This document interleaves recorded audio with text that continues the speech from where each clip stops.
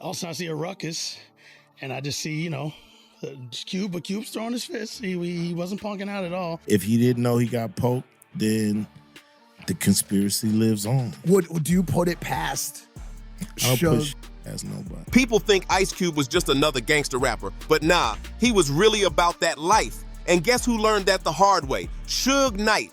This was the same Ice Cube who didn't hesitate to throw fists in public, even at major events, just to prove a point. From going toe-to-toe with Suge in a wild fist fight to calling him out loud and clear, Cube never backed off, not once. They was not scared of Suge Knight. They was terrified of Suge Knight. Right. I mean, terrified.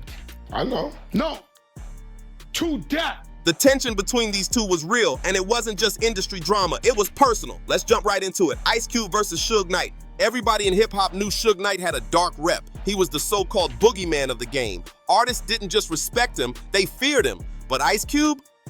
Was heavy on drugs, went around to my house and gave my mother some cockamamie story. So she gave him $20. He wasn't one of those who ran scared. He stood firm, even when Suge's name alone made people nervous. For years, some doubters tried to say Cube wasn't really from the streets, claiming he was just acting like a gangster. And I was so mad. You violated me and my family. Me and my friends was going around the corner to kill him. And he wasn't home, so thank God. But the truth? Cube was one of the few who managed to escape that rough life.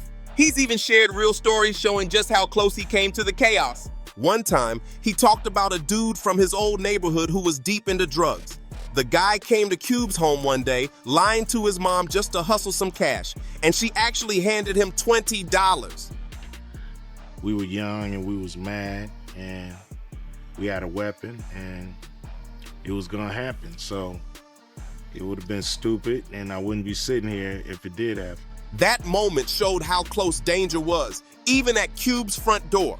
That moment sent Cube over the edge. He was furious. Without thinking twice, he and one of his boys grabbed their guns and headed straight to that dude's spot, ready to handle business. They were locked in, hearts pounding, ready to end it right there. But when they got to the guy's house, he wasn't even home.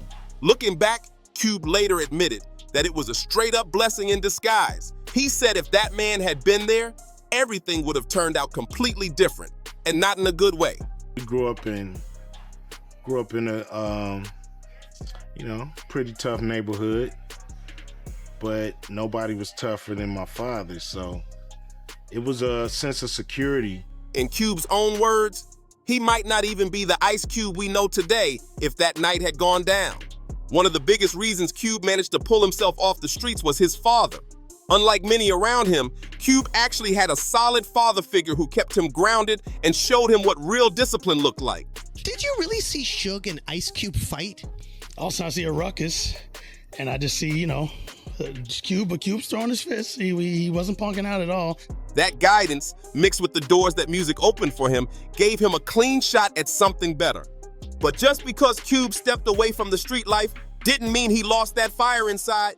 He never let anyone test his respect. That's exactly why even Suge Knight, the man everyone in hip-hop feared, had no choice but to face Cube head-on. DJ Premier once revealed how he actually saw Cube and Suge squaring up right in front of him. This all went down right after Ice Cube walked away from N.W.A, and Suge Knight was already stacking up his rep as the most dangerous man in the whole industry. Suge Knight is a mythical figure. The controversial CEO of N.W.A Records. The most feared figure in all of hip-hop. His size was intimidating. Knight had been on probation for a 1992 assault on 2 aspiring rappers. But according to DJ Premier, Cube didn't flinch, not even a little. He stood tall face to face with the man everyone else tried to avoid. That says everything, because back then, Suge had the whole rap game on edge. This wasn't a dude who just barked, he bit. When Suge made a threat, he meant it. He was out here extorting artists, rolling deep with real street enforcers, and spreading fear like wildfire. Nobody wanted smoke with him. Just ask Jerry Heller. He knew that fear better than anyone. Heller, one of the most controversial figures in N.W.A.'s story, once straight up called Suge pure evil. And honestly, he had every reason to. During the whole messy drama over Dr. Dre's contract, things got intense. You look at Suge Knight as an infection? Well, Suge Knight is just evil, and that's what evil does. Mob James, who was one of Suge's top muscle guys, said that when they pulled up demanding Dre's release from Ruthless Records, Jerry Heller completely froze. He was stuck in that chair, stiff as a statue, couldn't even move. That's how terrifying the situation was. But the real nightmare came after that. Not long after the confrontation, Heller's house got broken into. A ton of his stuff was stolen, but that wasn't what really shook him up. What made his blood run cold was the message someone spray painted across his mirror. It was personal, bold, and meant to send a warning loud and clear. Nobody could ever prove that Suge was behind that break-in, but Jerry Heller was absolutely convinced. The whole thing messed with his head so bad that he turned paranoid for real. Just hearing Suge's name was enough to make him jump out of his skin. So you're not even in the room? No. So, but Jerry's in the room with this big Suge Knight guy. Just them two. Suge got a check out of him, and he got Dre's. Albert Hughes, one of the Hughes brothers who directed Menace to Society, once said he brought up Suge's name around Jerry as a joke, just playing around. But Jerry didn't take it lightly. He got so spooked that he actually pulled a gun on Albert's brother out of pure panic. That's how deep Suge's shadow ran. He had powerful men trembling just at the mention of his name. And Jerry wasn't the only one who felt Suge's wrath. Suge had practically the entire industry under his control. People knew not to cross him, but Ice Cube? He wasn't built like everyone else. He couldn't be bullied, couldn't be scared into silence. Cube had that unshakable confidence that made him stand out from the rest. And it wasn't like Cube's career was drama-free. He had his own lineup of serious beefs over the years. Take his clash with the group Above the Law, for example. After Cube walked away from N.W.A, Eazy-E went and signed the gangster rap crew Above the Law out of Pomona. Naturally, that move carried all the leftover tension, and the beef was officially inherited. Your house was vandalized. Your life was threatened. Right. What were some of the incidents that, I mean, didn't you come home one time and found out that your house was broken into? Yeah, there was a lot of stuff missing, and on the wall was spray painted, on the mirror in one of the bedrooms was spray painted, "Payback's a motherfucker, Jerry," or "Payback's a bitch, Jerry." You know, one of those things. Things started heating up big time in 1990 when Above the Law was out promoting their debut album, Living Like Hustlers. During an LA Times interview that April, group member KMG decided to throw a little shade at Ice Cube, questioning whether Cube was really as street as he claimed. You know, I always felt that that Suge had something to do with it. KMG hinted that Cube's tough lyrics weren't even from his own experiences, saying they were actually inspired by their lifestyle. It was a bold shot to take at one of rap's biggest names. Cube didn't go off, but he definitely wasn't about to let that slide. He clapped back with a cold line, saying that the new G's from Pomona should only talk about the 10 freeway, a slick jab at the road that ran through their city. Because we had big mouths and we would say what was on our mind, we said something to Jerry, but it was all in jest. And he literally pulls out a 25 and points it at my brother. A gun? Like, yeah, like, really? What you say? When that interview hit the streets, Eazy-E wasted no time stirring up more drama. He picked up the phone and called Code 187, the leader of Above the Law, asking, "Did you read the paper?" Once 187 saw it, he was furious. He told Eazy straight up that he was gonna put hands on Cube. Eazy tried to calm him down, telling him to let it go, but 187 wasn't listening. He was too heated. And just like that, the tension between Cube and Above the Law was set to explode. He didn't have to wait long to cross paths with Ice Cube in real life. Me and Cube had some issues. He disrespected Pomona. Me and him got into a head-up scrap. Spilled over to the New Music Seminar. That very same night, April 7th, 1990, Above the Law was headlining a packed show at the Anaheim Celebrity Theater, while Cube was just a few doors down, giving a magazine interview in the hallway. Fate lined it up perfectly. Cube and Code 187 ran into each other backstage and traded a few tense words, but for the moment, things stayed calm. Still, the energy was off. You could feel something was about to go down. We had an interview with LA Times. What signatures, y'all music and everything. So we talk about what we really was involved with, or our colleague. And sure enough, It did. Later that night, Cube walked straight into Above the Law's dressing room and confronted 187 right in the doorway. That's all it took. Boom! The fight broke out instantly. Fists flying, people yelling. It was chaos. But Cube didn't fold under pressure, not for a second. He stood his ground and threw down hard, refusing to let 187 get the upper hand. We're not like Ice Cube that went away to college and come back and act like this big-time gangster in N.W.A, which at the time, that's what he was. You know, he was a dude that was really sharp with the pen, was kind of a schoolboy, you know, never hustled the street, never banged in the street. When it finally cooled off, the room was wrecked, but the bad blood was still boiling. That night just made it crystal clear. Cube wasn't someone you could test without consequences. And by then, he wasn't rolling solo anymore. LA Times wanted to reply to that. On the interview, he said New Jack and Pomona should only talk about the freeway because that's the only thing that's going through that mother. After leaving N.W.A, Cube had built his own crew, the Lynch Mob. Eazy-E called me. He said, hey man, did you get the LA Times? I said, no, man, you gotta see it. He laughing on the phone. He's a big joke, so he laughing, ah! So I get it, I read the statement. And these weren't just rappers, they were real ones. Street smart, outspoken, and the kind of team you did not want smoke with. I called E back and said, I'm your boy up. You know, as soon as I see, oh, cuz, don't be tripping. I said, man, real homie. So when Cube and Above the Law crossed paths again at the Marriott Marquis in Times Square during the 1990 New Music Seminar. So he come, me and meet up in the hallway, said, what's up that? She said, newspaper. You trying to play me like a bust or something, homie? Like, oh, you dude. Like I said, what's happening? You want to get down? It was only a matter of time before things got wild. The air was thick with tension, and everyone knew these two crews had unfinished business. Cube had stepped away for a bit to speak on a panel, but his squad, the Lynch Mob, was still holding it down. So he come back into my dressing room and say, what's up? As soon as he say, what's up? I give him to him, a two-piece hot wind. Boom, he fall through the door. That's when the words started flying. Voices got louder, chests got puffed up, and before long, it all exploded into another full-blown fight between the Lynch Mob and Above the Law. So Cube didn't back down either. No, he didn't. He didn't back down. He got socked out, but he didn't back down. He got socked out, but he didn't back down. It was intense. People throwing hands, security scrambling, the whole place in chaos. But by the time it was over, Cube's crew had made their point loud and clear. They weren't the ones to mess with. After that, Cube seemed way more chill about the situation, like he knew he'd already proven his dominance. But that wasn't the end of Cube's drama-filled story. Next up came his clash with Common. And when we get to New York, so all the stuff going around the seminar is like, oh yeah, the Lynch Mob here, and they got issues, whatever, right? On September 27th, 1994, a young rapper then known as Common Sense dropped a track that would shake up the entire hip-hop world and spark a major feud. The song, I Used to Love H.E.R., was a standout hit from his second album, Resurrection. We see each other going to a panel, right? And we face off right in the middle of the seminar, and we get down. And all hell broke loose. In the track, Common tells a story about a woman he once adored, a woman who turns out to be a metaphor for hip-hop itself.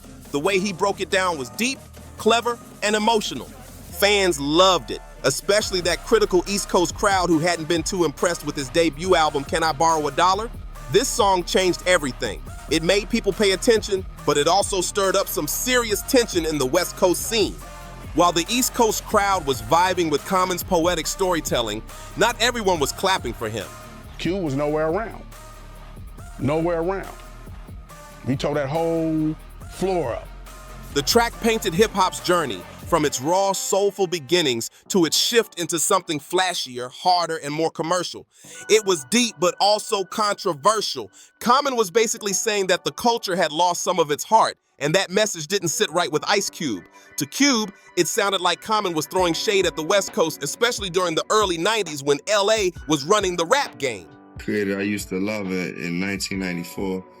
You know, it was a story that I could tell about the evolution of hip-hop and the stages that I seen hip-hop go from just the pure innocence to... He talking about this girl that he was in love with. You know, she's supposed to be hip-hop, and he's so in love with her.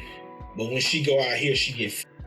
The tension between coasts was already high, and this song just added more fuel to the fire. Things really blew up when Common heard whispers that Ice Cube had fired back at him.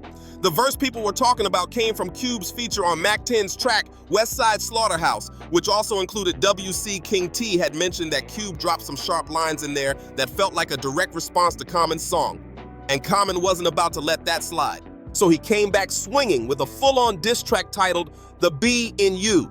King T from the West. Yeah, and somebody said, yo, Cube dissed you on this song. So we playing the song, and I'm listening. I'm like, damn, this dissing me. Common went for the jugular, spitting lines like, went from gangster to Islam to the D of Das EFX, calling Cube out for switching styles and trying to please the East Coast crowd only to turn on them later. And he didn't stop there. Common hit even harder with bars like, hypocrite, I'm filling out your death certificate, slinging bean pies and St. Ides in the same sentence. He was accusing Cube of being fake, trying to represent the Nation of Islam's values while still pushing street life and alcohol. It was bold, it was brutal, and it had the entire rap world watching to see how Cube would respond. I had a record, man, that was a killer. And then we ended up having this summit with Farrakhan. Oh. He helped us squash it. He helped us squash it, so I just never did my record. You recorded it? No, I had the lyric. And to top it all off, Common ended the beef with the ultimate mic drop, using Ice Cube's own words against him. He flipped one of Cube's classic lines, quoting, "A BH is a BH," right back at him, turning Cube's own attitude into ammo. That move had the whole rap scene buzzing. It was bold, clever, and straight savage. For Ice Cube, this was new territory. He'd built his name as one of the most feared diss track assassins in hip-hop history. His brutal takedown of N.W.A. on No Vaseline was already legendary, one of the most vicious lyrical beatdowns ever recorded. Cube had a rep for being the last person you wanted to come for. As producer Doug Infinite once said, if you're gonna come at Cube lyrically, you better come correct, or he's gonna body you. Ice Cube of N.W.A. will be hanging out with him and all his homies at his house. We'll be back after these commercials or breaks or cuts or whatever. Whatever. Don't go anywhere. And Common? He clearly understood that challenge but still stood his ground like a true lyricist. Cube later admitted that he actually did write a response track, ready to fire back at Common and reignite the battle. But fate had other plans. Before things could go any further, tragedy hit the hip-hop world hard. The murders of Tupac Shakur in 1996 and the notorious B.I.G. in 1997 shook the entire industry to its core. The violence had gone too far, and everyone felt it. Then, on April 3rd, 1997, just weeks after Biggie's death, Minister Louis Farrakhan hosted a major peace summit at the Nation of Islam headquarters in Chicago. It was a historic moment, bringing together some of the biggest names in the game, including both Common and Ice Cube. That meeting helped cool things off between them, showing that hip-hop could rise above the chaos when it mattered most. But the drama in Cube's story didn't stop there. I hope she gets it again. She got beat down. The host of that show did something that she knows she did and got beat down, and I hope it happened again. Next up was one of the most infamous feuds in rap history, Ice Cube versus N.W.A. Most fans already know the setup. Cube left N.W.A. back in 1989 over money issues, saying he wasn't getting paid fairly for all the lyrics he wrote on Straight Outta Compton. That move led to a nasty fallout that changed rap forever. This beef got so wild that it ended up pulling in people who had absolutely nothing to do with the original drama. One of the most shocking examples was Dee Barnes, the host of Fox TV's Pump It Up, a show all about hip-hop culture that regularly featured the biggest rappers in the game. Years later, her name even popped up in Eminem's song Guilty Conscience, where he referenced what happened between her and Dr. Dre. But let's rewind to how Dee ended up tangled in the middle of the Ice Cube versus N.W.A. chaos. By the time Cube split from the group, Dee had already interviewed N.W.A. plenty of times. She knew them, respected them, and had covered their rise from the start. But once Cube walked away, everything changed. N.W.A. didn't take his exit lightly. They clapped back hard on their track 100 Miles and Running, making it loud and clear that Cube wasn't leaving on good terms. When Dee brought the group back on Pump It Up to talk about their next moves, the vibe was icy from the start. Every single question she asked turned into a diss toward Cube. You know, we play him the song and he likes it. He goes, yeah, that's perfect, you know. me and Muggs asked him, hey man, we got a couple of tracks from the album, you want to hear it? We played him a song called Throw Your Set in the Air. And he was like, oh, that's banging. Can I get that for the movie instead? They're like, man, we'd love to give it to you, but this is gonna be the single on our album. It got so messy that the editing team had to cut out some of the worst moments just to make the episode airable. But here's where things really took a wild turn. When the final episode aired, it didn't just feature N.W.A.'s interview, it also included a separate segment that had been filmed earlier on the set of Boys in the Hood with rapper Yo-Yo, one of Cube's close friends and collaborators. Out of nowhere, Cube crashed that interview and flipped the script. He started clowning N.W.A. right there on camera, even using their own lyrics to throw shade straight back at them. It was bold, raw, and pure Cube energy, but it caused serious fallout. To make matters worse, Cube even cracked jokes about the D.O.C., who was tight with Dr. Dre and had recently been in a tragic car crash that permanently damaged his voice. That move hit a nerve. It wasn't just playful dissing anymore. Suddenly, things felt personal, and the entire hip-hop community could feel the tension rising. For the record, even back then, Dee Barnes said she didn't think that episode should have aired the way it did. But as just the host, she didn't have control over the editing decisions. Unfortunately, the final cut made everything look way worse than it really was. The throw your set in the air thing. I said, no, we didn't give him that. It was, well, that is in his chorus in his song. The producers played both interviews back to back. The N.W.A. segment followed immediately by Ice Cube's part, and that edit made it look like Dee was stirring the pot on purpose. After Cube's segment aired, Dee casually turned to the camera and said she was always in the middle of controversy. It was most likely just a natural, awkward reaction to a tense moment. But when the episode hit TV, it came off like she was intentionally hyping up the feud. The edit made it seem like she was fanning the flames between Cube and N.W.A., when in reality, she was just caught in the middle of someone else's drama. Time passed after that messy situation, but things took a dark turn when Dr. Dre and Dee crossed paths again at a Def Jam Records party. According to reports, Dre was drunk that night and still furious about how the show made him and N.W.A. look. The anger boiled over fast, and the situation turned violent. According to Rolling Stone journalist Alan Light, in an article titled "Beating Up the Charts," things escalated brutally. Dre allegedly grabbed Dee by the hair and slammed her against the wall multiple times while his bodyguard stopped people from stepping in. Witnesses said it was chaotic and terrifying. Dee somehow managed to break free and ran toward the women's restroom trying to get away, but Dre followed her inside and continued the assault, hitting her again before people finally rushed to help. The vicious attack didn't stay hidden. It made headlines everywhere. The industry couldn't ignore it, and the incident sparked a massive conversation about violence, accountability, and how deep the tensions in hip-hop had really gotten at that time. Members of N.W.A. didn't hold back when talking about the Dee Barnes incident in later interviews, and their reaction shocked a lot of people. MC Ren flat out said she deserved it, while Eazy-E doubled down saying, yeah, she had it coming. And I heard a couple lines that were the same things I used on the Temple of Boom record. And I thought to myself, wait a minute, that's my line. Even Dr. Dre himself didn't sound remorseful at all at the time. He told reporters, people talk all this stuff, but somebody mess with me, I'm gonna mess with them. I just did it. Ain't nothing you can do now by talking about it. It ain't no big thing. I just threw her through a door. It was a cold, unapologetic statement that left the public stunned. Dee Barnes ended up filing a lawsuit against Dr. Dre for $22.75 million, but the case was quietly settled out of court. Still, the damage to Dre's image and the hip-hop community's reputation had already been done. This incident became one of the most infamous moments in rap history. But the drama didn't stop there, because next up on Ice Cube's long list of feuds was Cypress Hill. This beef had nothing to do with violence. It was all about music, respect, and stolen creativity. It all started with the soundtrack for Cube's hit movie Friday, which he personally curated. One of the biggest songs on that album was Roll It Up, Light It Up, Smoke It Up, a laid-back Cypress Hill track that fit the movie's vibe perfectly. Everything seemed cool at first, but according to Be Real from Cypress Hill, that's where the problems began.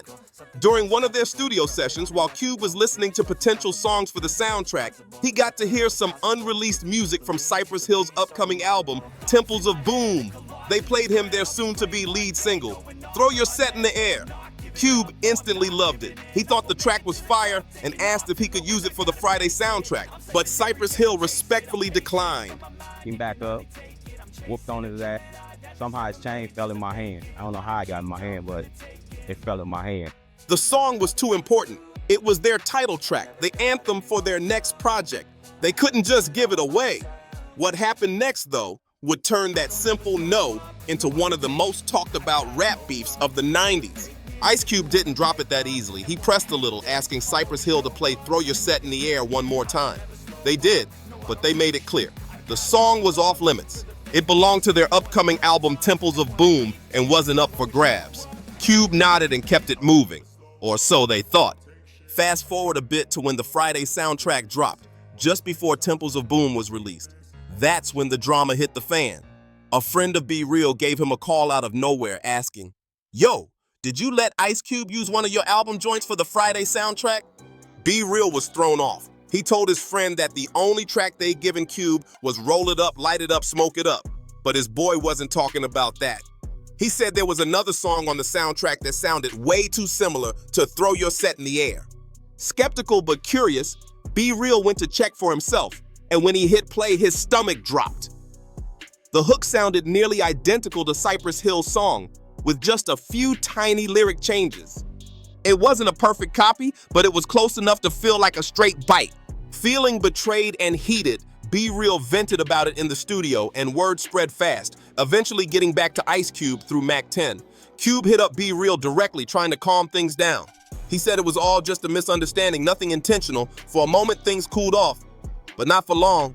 Not too long after, Cube invited Be Real to the studio to lay down some vocals for Caution, a group signed under his Lynch Mob Records label.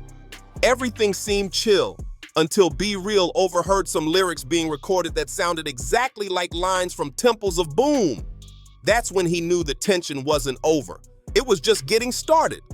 They grabbed me by my hair and started slamming me up against the wall. It's a painful and traumatic experience. Be Real couldn't believe what he was hearing. It sounded like Cube was lifting from them again. He caught it instantly, and Cube must have noticed the look on his face, because when Cube stepped out of the room and came back, those suspicious lines were suddenly gone. To Be Real, that was all the confirmation he needed. Cube had been caught red-handed, trying to bite their style once more. That moment was the final straw for Cypress Hill. Be Real went straight back to his crew, told them everything that happened, and they were done staying quiet.